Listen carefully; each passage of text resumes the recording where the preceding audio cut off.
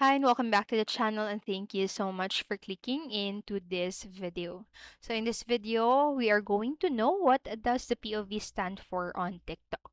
So make sure that you stay until the very end of this video so you don't miss any important step or information. And without further ado, let's get on it. So when you go into TikTok and you see a video on your For You page that says POV and then a statement. So what does that POV stands for? So let us know.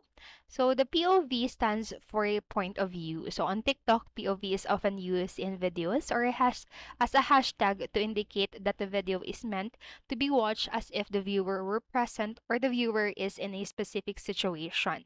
So while the acronym POV is not exclusive to TikTok, POV videos are a popular video format on the platform. Just for example, POV, you just posted a cringe meme.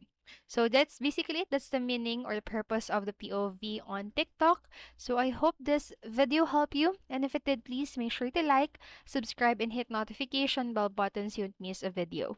Thank you so much for watching and have a great day. Bye bye.